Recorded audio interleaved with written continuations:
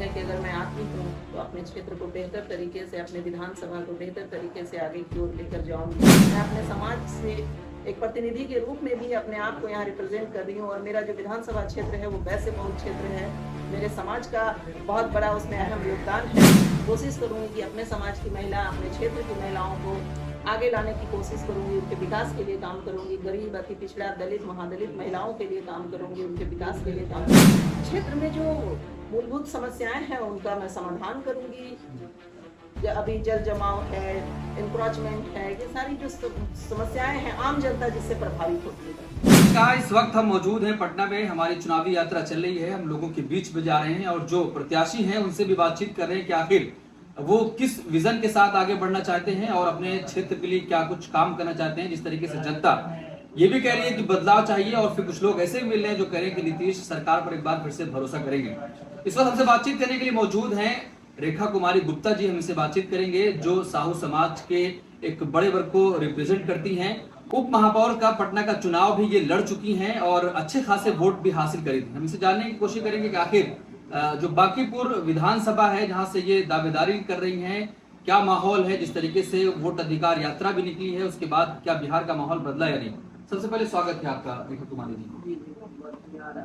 पहला सवाल ये कि बिहार का माहौल अभी क्या है, जिस तरीके से वोटर अधिकार यात्रा निकली, आप लोग कई जिलों में बिहार के गए हैं। माहौल अच्छा है, बदलाव की उम्मीद है और बदलाव होना भी चाहिए, क्योंकि अगर हम सरकार नहीं बदलते हैं, हम अपने प्रतिनिधि नहीं बदलते हैं तो बदलाव ये कम ही होता है।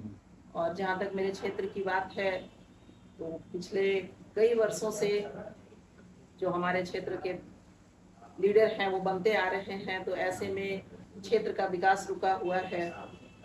जो मुझे उम्मीद है कि अगर मैं आती हूँ तो अपने क्षेत्र को बेहतर तरीके से, अपने विधानसभा को बेहतर तरीके से आगे की ओर लेकर जाऊंगी। यहाँ की जो लोकल समस्याएं हैं, क्षेत्रीय समस्याएं हैं, जिनसे मूलभूत जो सुविधाएं मिलनी चाहिए आम जनता को, आम नागरिक को, वो नहीं मिल पा रही है।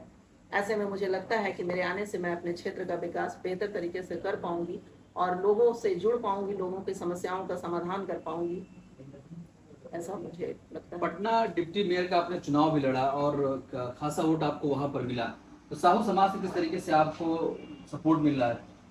साहू समाज से मैं पिछले 10 वर्षों से जुड़ी हुई हूँ और अपने समाज का प्रतिनिधित्व कर रही हूँ पूरे बिहार में, पूरे प्रदेश लेवल पे मैं निर्वाचित कोषाध्यक्ष हूँ। और मेरा समाज जहाँ तक अभी तक राजनीतिक रूप से बहुत सक्रिय नहीं रहा, लेकिन आने वाले समय में या अभी के समय में हम लोग राजनीति में बहुत ही अहम भूमिका निभा रहे हैं, क्योंकि हमारी आबादी जितनी है उस हिसाब से किसी भी विधानसभा में, बिहार की किसी भी विधानसभा में हम निर्णायक होते हैं। या तो हम किसी को, हमारा वोट जिस हिसाब से है वो या तो हम हरा सकते हैं या फिर हम जिता सकते हैं। वैसे में मैं अपने समाज से एक प्रतिनिधि के रूप में भी अपने आप को यहाँ रिप्रेजेंट कर रही हूँ और मेरा जो विधानसभा क्षेत्र है वो वैसे बहुत क्षेत्र है, मेरे समाज का बहुत बड़ा उसमें अहम योगदान है, तो इसमें बहुत ही अच्छा होने वाला है रिजल्ट, मैं ऐसा आशा करती हूँ। एक महिला के तौर पर महिलाओं के लिए अपने क्षेत्र में क्या कुछ आप कर रही हैं और क्या करना चाहती हैं? महिला का विकास तो अभी भी बहुत ही आंशिक रूप से है, भले ही हम कागजी रूप में कितना भी कह लें कि हम 50% आरक्षण दे रहे हैं या उन्हें हम अलग से आरक्षित कर रहे हैं, लेकिन ऐसा प्रैक्टिकल देखें तो ऐसा कुछ भी नहीं है। आज भी महिलाएं घर के अंदर ही हैं और हाउसवाइफ से ही जानी जाती हैं। अगर कामकाजी महिलाओं की या फिर अगर राजनीति में भागीदारी के देखें तो बिल्कुल नगण्य है, उसे शून्य के रूप में ही देखना चाहिए पुरुषों के मुकाबले अगर हम लोग देखें तो। वैसे में मैं कोशिश करूंगी कि अपने समाज की महिला, अपने क्षेत्र की महिलाओं को आगे लाने की कोशिश करूंगी, उनके विकास के लिए काम करूंगी, गरीब, अति पिछड़ा, दलित, महादलित महिलाओं के लिए काम करूंगी, उनके विकास के लिए काम करूंगी, उनके बच्चों के लिए काम करूंगी तो शिक्षा में आगे आ सके, अपना विकास कर सके। लेकिन मुख्यमंत्री नीतीश कुमार कह रहे हैं कि महिलाओं के लिए हमने बहुत काम किया है, बहुत सारी योजनाएं उनके लिए लेकर आई हैं, आज महिला सक्षम है प्रदेश में।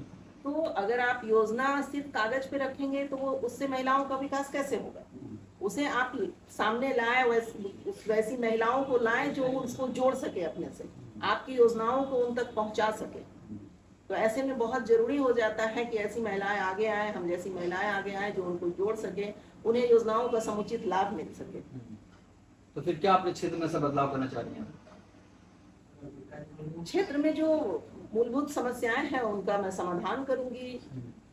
अभी जल जमाव है, एनक्रोचमेंट है, ये सारी जो समस्याएं हैं आम जनता जिससे प्रभावित होती है, उन समस्याओं को दूर करूंगी।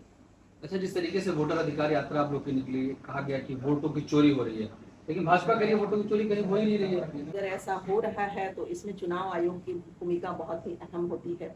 उन्हें इसका संज्ञान लेना चाहिए और क्या सही है गलत है उसे जनता के सामने आना चाहिए, जिससे जनता का विश्वास चुनाव आयोग पे बना रहे, हमारी सरकार पे बना रहे, हमारे प्रतिनिधियों पे आने वाले समय में जो प्रतिनिधि बने उन पे बना रहे। इसलिए ये बहुत जरूरी है कि इस मुद्दे को बिल्कुल आईने की तरह साफ होना चाहिए। अच्छा, सीएम नीतीश कुमार विधानसभा में खड़े होकर ये भी कह रहे हैं कि बिहार में पहले कुछ था ही नहीं, सब तो हमने ही बनाया है, पहले 6 बजे के बाद कोई घर से बाहर नहीं निकल पाता था, डर का माहौल था। ऐसा नहीं है। पिछले अगर आज़ादी की बात देखें तो 70 सालों में धीरे धीरे बिहार का, भारत का विकास हो ही रहा है, कहीं रुका हुआ नहीं है। अगर कोई कहता है कि सिर्फ मैंने आके किया तो ये ऐसा नहीं है। जरूरी नहीं कि इससे पहले की जो सरकार आई उन्होंने काम नहीं किया। अगर काम नहीं करते तो 20 साल, वो भी 15 साल कैसे रखते। जनता तो इतने मूर्ख नहीं है कि 5 साल के बाद 5 साल के बाद 5 साल ट्रायल करता रहे। तो काम तो होता है, हर सरकार करती है, कुछ उसमें कमियां होती हैं, कुछ इनमें भी कमियां होंगी, तभी तो सरकार बदलती है।